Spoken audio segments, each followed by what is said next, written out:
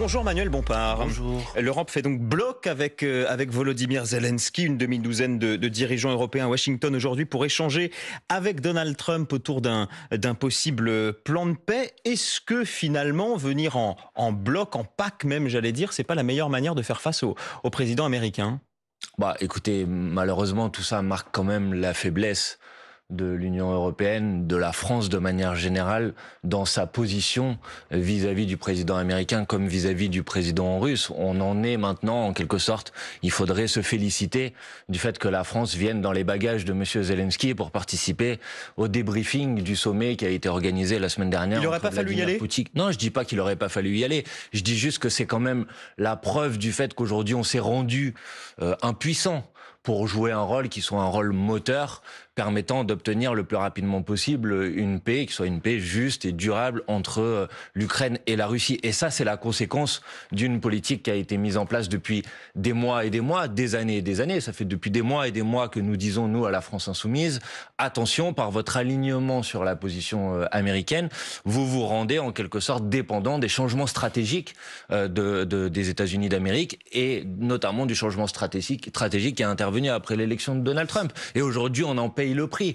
Donc maintenant, on cherche en quelque sorte à essayer de créer les conditions d'une paix qui soit la moins défavorable possible pour l'Ukraine. Mais on va revenir effectivement sur le détail aussi de cette paix. Hier, Volodymyr Zelensky disait c'est impossible, dans le cadre d'un plan de paix, de donner des territoires. Est-ce qu'il faut lui forcer la main pour arrêter la guerre ? Non, mais d'abord, c'est pas à nous de lui forcer la main.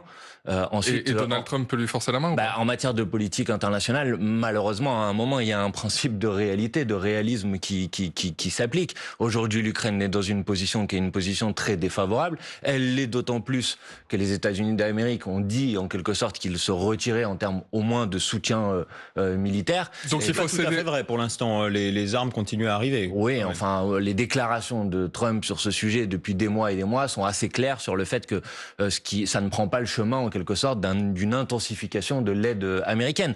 Donc évidemment que les Ukrainiens sont dans une situation difficile. Nous, notre position à la France Insoumise depuis le déclenchement de ce conflit, elle est très claire. Vous continuez de dire ça. Mais c'est aussi sur la question des territoires, a toujours été la même chose, et de dire qu'il ne peut pas y avoir de changement de territoire sans la consultation des populations concernées par ces éventuels changements de territoire. Donc il faudra un référendum en Ukraine. Évidemment, sous égide des autorités internationales. Vous savez que c'est parfaitement impossible aujourd'hui, parce qu'il y a une partie du territoire qui est occupée par la Russie. Vous savez, depuis des mois et des mois, oui, mais c'est la raison pour laquelle nous sommes aussi favorables depuis des mois et des mois à un cessez-le-feu, c'est-à-dire stop, on arrête la guerre. Donc là-dessus, vous êtes d'accord avec Emmanuel Macron ? Bien sûr, malheureusement, Emmanuel Macron pensait avoir manifestement convaincu Donald Trump de se rallier à cette position, et on a vu la semaine dernière qu'en une réunion, un échange avec Vladimir Poutine, Donald Trump avait changé d'avis. C'est la raison pour laquelle, vous voyez, il ne faut pas avoir confiance en Donald Trump pour porter les intérêts de la France ou les intérêts de l'Union européenne. Il faut avoir confiance en la France pour ça. Et pour ça, il fallait se créer les conditions pour être à la table des négociations,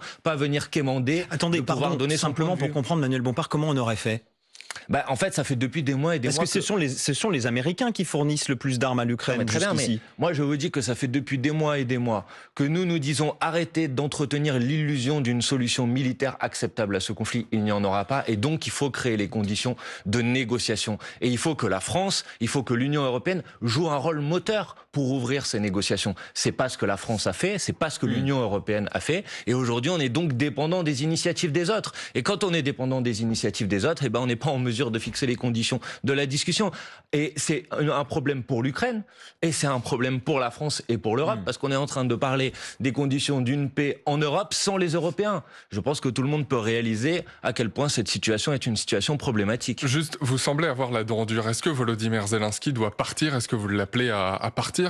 Un des députés de votre groupe, Aurélien Taché, disait la semaine dernière sur France Info que l'homme de la guerre ne pouvait pas être l'homme de la paix à propos du président ukrainien. Est-ce qu'il doit partir ? Non, mais ce n'est pas à nous de dire M. Zelensky doit partir ou tel territoire doit...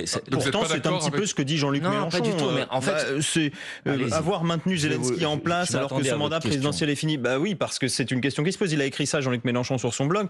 Et un député de votre groupe le dit aussi. Non, attendez, Jean-Luc Mélenchon et Aurélien Taché, en l'occurrence, c'est de lui dont vous parlez, vous inquiétez pas, j'ai suivi, posent des éléments d'analyse et disent que vu la situation de fragilité, de vulnérabilité dans laquelle est l'Ukraine aujourd'hui, aujourd'hui. Comme on sait qu'une des conditions à la paix de la part de Vladimir Poutine, c'est le départ du président ukrainien. Donc il faut accepter cette condition. Non, je ne dis pas qu'il faut l'accepter, je dis que malheureusement c'est peut-être ce qui va se produire. Voilà, tout simplement. À aucun moment c'est la position... Vous dites malheureusement.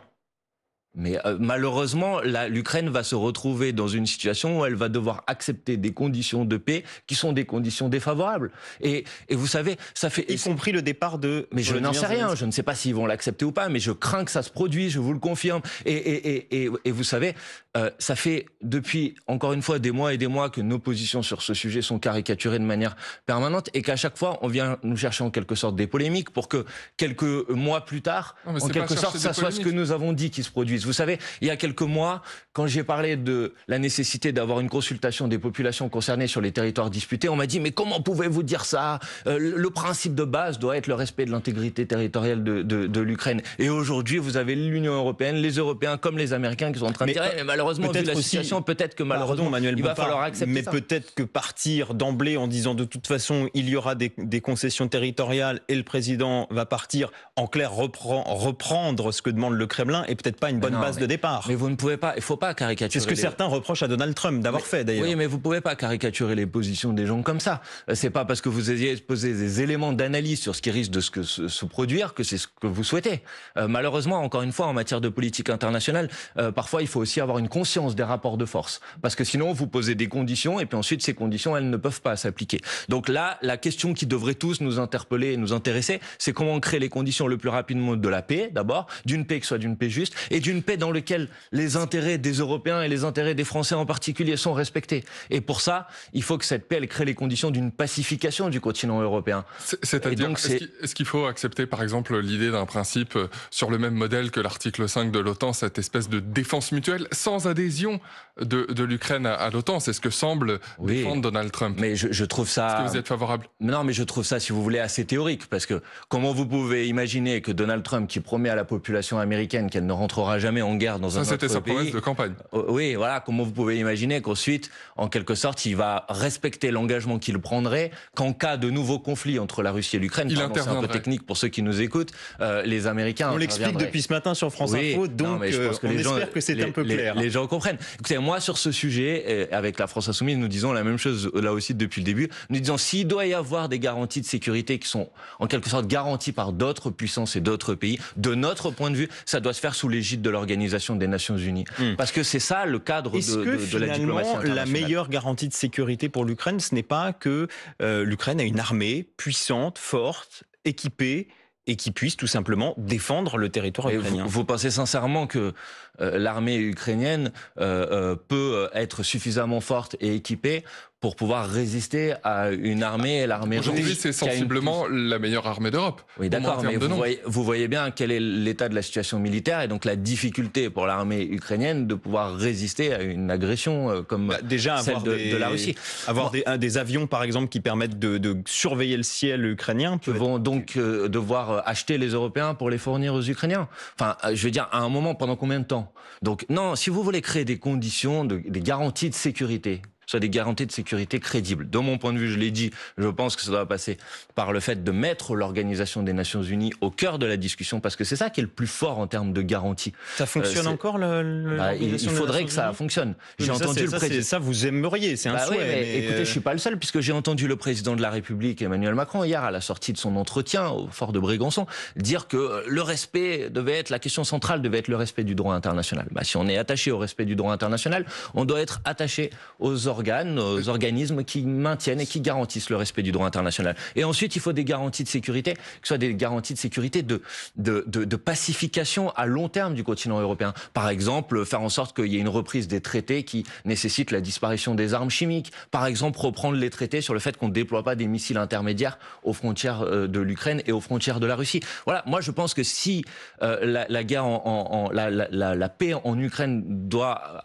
sortir avec quelque chose de positif, ça doit être avec le fait qu'il y a une forme de pacification à long terme de la situation sur le sol européen. Est-ce qu'il faut un sommet tripartite pour le régler? Trump, Zelensky, Poutine autour de la même table, quitte à ce que ça se fasse dans le dos des Européens? Le mieux, ce serait quand même un sommet dans lequel les Européens sont autour de la table. Ce serait quand même le mieux.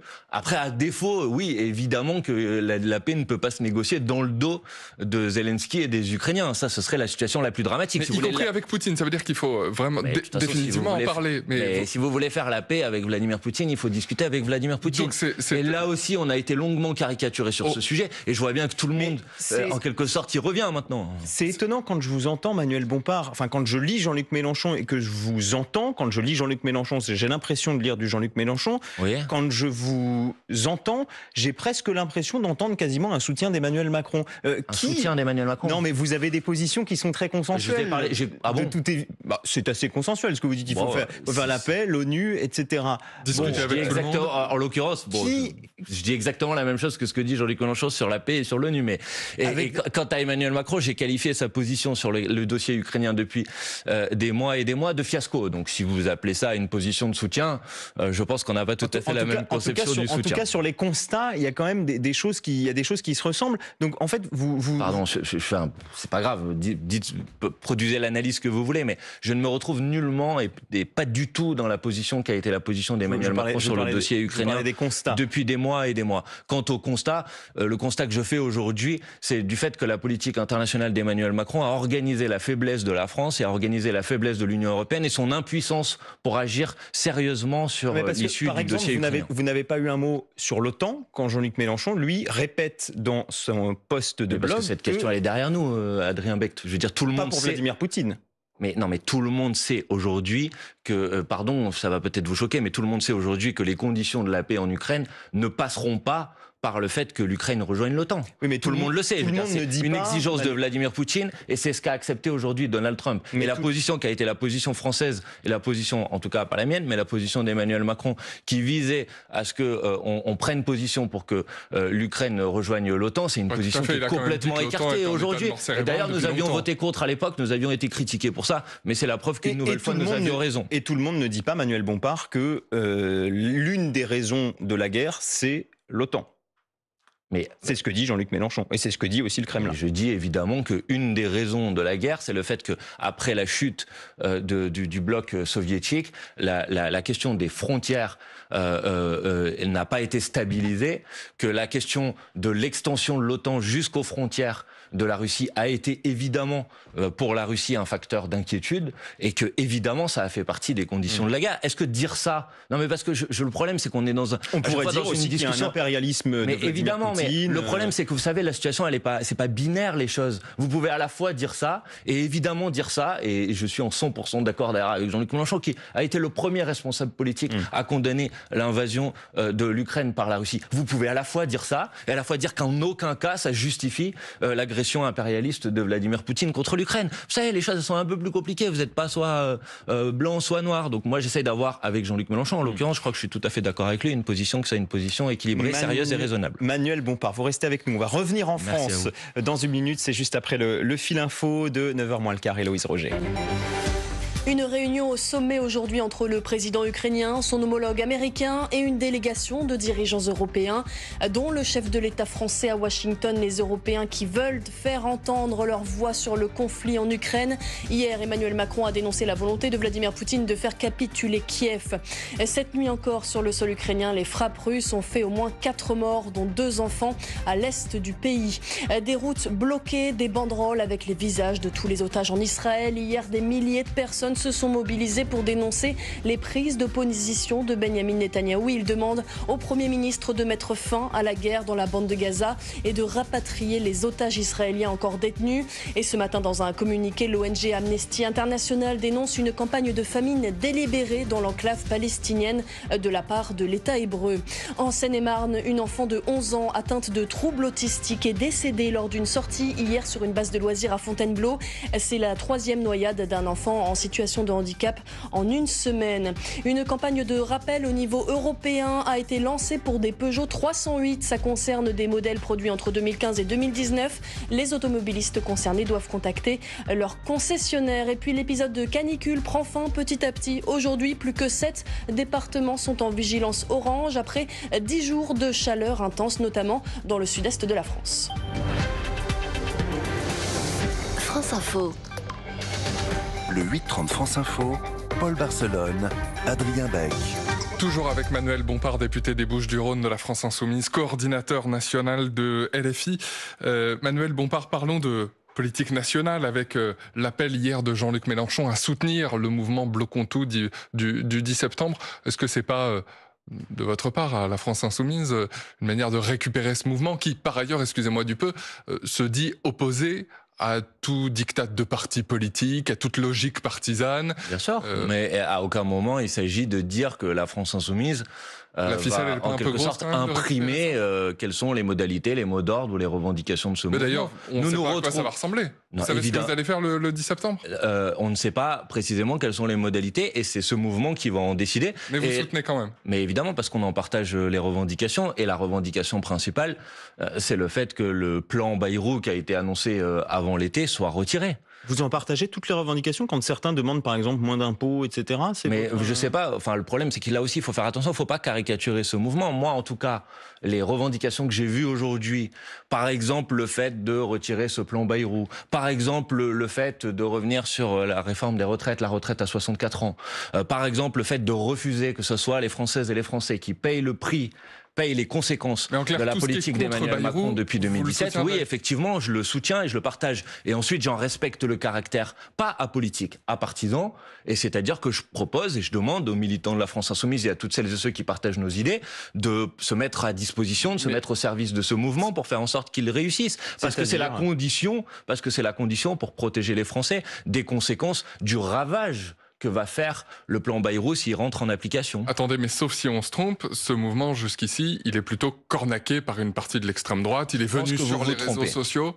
Je pense que vous vous trompez. Il a plutôt émergé par des figures d'extrême droite, d'anciennes figures des Gilets jaunes, ça vous pose pas de problème? Mais d'anciennes figures des Gilets jaunes, non, ça ne me pose aucun problème. Des figures précisément, je considère que le mouvement des Gilets jaunes a été un mouvement social très important et que nous l'avons soutenu et que nous avons bien fait de le soutenir. Pour le reste, je ne crois pas du tout que les revendications qui émergent de ce mouvement soient des revendications positionnées à l'extrême droite du champ politique. Donc, vous le verrez. En tout cas, on a dit la même chose au moment des mobilisations des Gilets jaunes, et le mouvement des Gilets jaunes s'est traduit par des revendications pour plus de démocratie, pour plus de justice fiscale, pour plus de justice sociale, qui sont des revendications que je partage complètement et pleinement. Manuel Bompard, mais le fait que vous, la France Insoumise, ça pourrait être valable pour d'autres partis. Quand on connaît la popularité, ou plutôt l'impopularité des partis politiques en France, viennent soutenir un mouvement. Est-ce que c'est pas l'assurance que ce mouvement va être un échec? Je ne le crois pas du tout. Vous savez, nous avons largement soutenu la mobilisation contre la réforme des retraites d'Emmanuel Macron. Il y avait des syndicats aussi, il n'y avait pas que vous. Évidemment, il y a eu aussi des syndicats, je n'ai pas dit qu'il n'y avait que nous.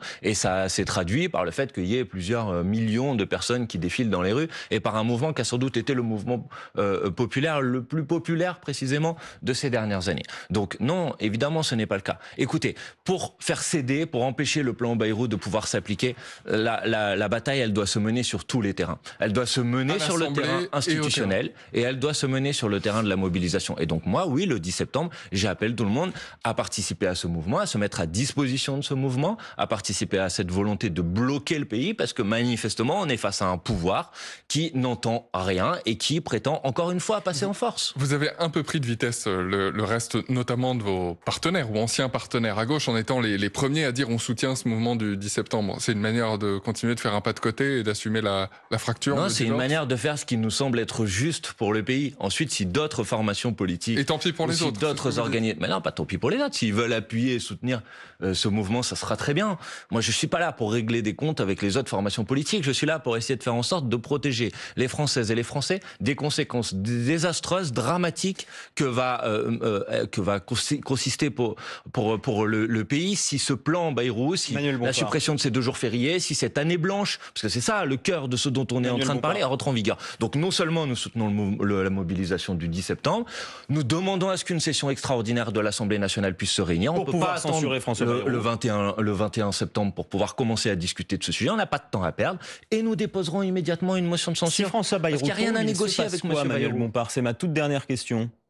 Si François Bayrou tombe, d'abord, ça veut dire que les annonces dont on est en train de parler ne rentrent pas en vigueur. Et donc, les Françaises et les Français, le pouvoir d'achat, en particulier des plus pauvres, des retraités, des chômeurs. Mais vous aurez un gouvernement qui sera sans doute à peu près pareil. Et un budget sensiblement le même aussi, vous le savez très bien. Ce qui s'est passé cette année. Pardon, mais pour faire passer un budget, il faut qu'il y ait une majorité de députés qui soit le vote, soit ne censure pas le gouvernement qui met en vigueur ce budget. Et moi, je vous dis que tout gouvernement qui cherche à imposer un budget qui fera reposer l'effort sur les Françaises et les Français, plutôt que sur la petite poignée d'ultra riches qui s'en est mis plein les poches et des grandes entreprises et des grandes multinationales qui profitent allègrement de la politique d'Emmanuel Macron, tout gouvernement qui reste dans cette droite ligne, nous le censurerons, tout simplement. Merci Manuel Bompard, député des Bouches-du-Rhône, coordinateur de la France Insoumise, d'avoir été l'invité du 8h30 France Info. Et merci Paul Barcelone.